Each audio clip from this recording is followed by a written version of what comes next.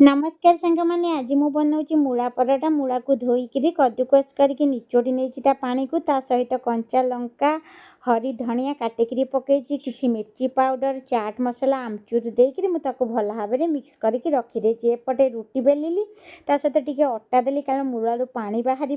मूला mixture पकईकी सब मन रखि जो मूला पराठा करेंगे प्रथम लुण के पकेबेनि जो पराठा टी बेलिबे से मूला सहित लुण को आड करेंगे। एबे देखंतु कारण जदि प्रथम देबे ताले मूलारू पानी बाहर आपणक बेलाटा ठीक ठाक हेबनी। एबे देखंतु मोर भल भाव में बेलाटा हो जाइए ना। एबे मो तावा गरम थिला मु पराठा को पकेली।